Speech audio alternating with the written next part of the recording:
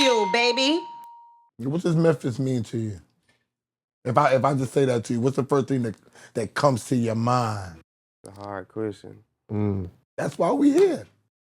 What the one word? No, there's gonna be Describe in one one word. word. What comes to your mind when I say Memphis?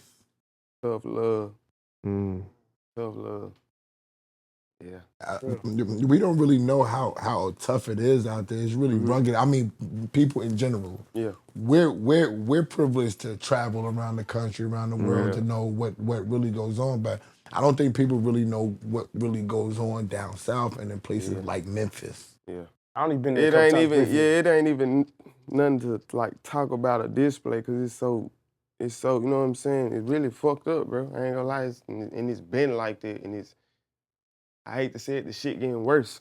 You know what I'm saying? It's like, and he's gonna take Jesus himself to go to Memphis and say that motherfucker. I mean, but everybody's saying that. Like, I mean, let's talk about it. Everybody's saying that about the South. We have Rob 49 here. He said New Orleans is bad. When we go to Texas, the niggas like the wars in Texas is crazy. You go to Cali, you can't go nowhere in Cali. Where is it not crazy for black people? I ain't lie, the whole world, it's crazy everywhere. You can't just. I think it's the mentality for the most part, though. Like the mentality is different. I always talk about how how the Caucasian people live and how we live, and the mentality is totally different. But what is the genesis of that? Is it because everybody wants to look the same? Like to think about just a small timepiece on your wrist can be. They said if you have $5,000 in your bank account, you're richer than 93% of the world. Yes, 5,000. Glock. I seen. They said it. So 5,000 in your account. The world, wow. nigga. That's crazy. Not America. The world. That's wild. You don't have a piece of jewelry on that's not worth $5,000. This is what I'm saying.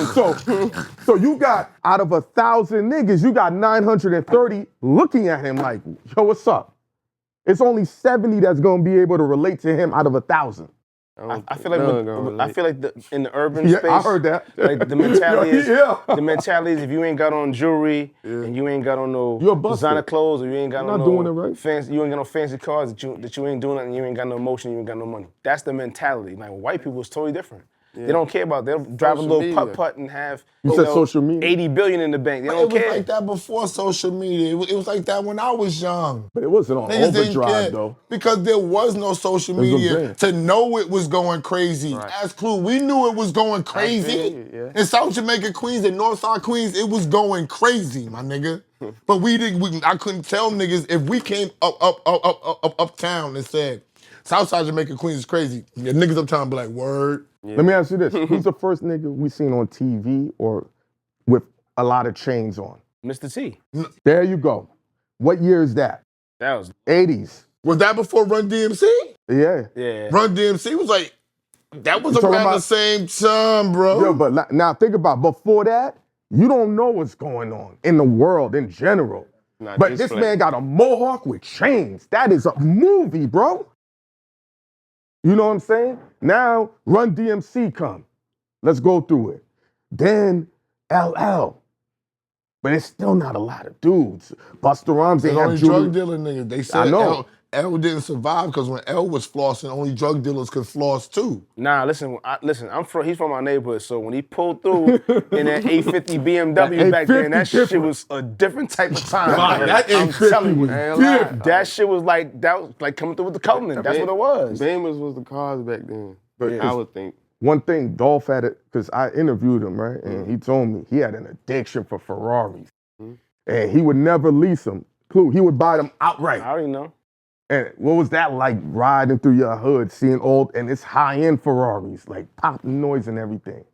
And like it's just fun, and then again, it just make you feel good at the same time. You motivate people in the hood too, instead of making it seem like you shitting on them. You know what I'm saying? Like people gonna take it how they want it, but in a way, it's like shit. Motherfuckers can't wait to go back to where they from and some shit that they always wanted.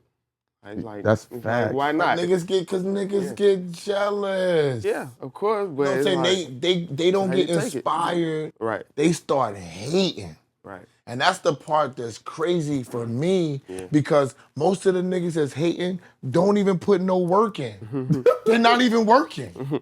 They're not trying to do nothing. They just sit up there watching Key Glock put out his merch, do his pop-up shops, go to the studio, do his touring, mastermind with his crew, travel, spend money. But then they just see you pulling up inside the whip, and now the hate starts to occur. He got lucky.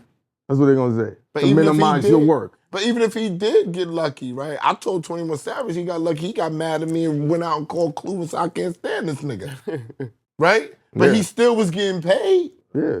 He still was in spot. You know what I'm saying? So what does it matter? Maybe I am the lucky nigga. What's wrong with that? People don't like hearing that sometimes, especially when they're successful, man. So, I mean, I can dig it, but at the same time, it's like, you gotta put in the work. You know what I'm saying? No matter what. That's essential. Like, you can get lucky, but you still gotta put in that work to be able to get to that point. You gotta basically, if you get lucky, you gotta show them that it wasn't luck. Yeah. That's real right there. What you think was your breaking point where you got on and you knew you was on? What record was it? Russian Cream. 2018. Yep, Russian Cream. And then it's like I signed with Paper out 2017. Me and Dolph didn't do no music until like 2020. Wow. 2019, 2020.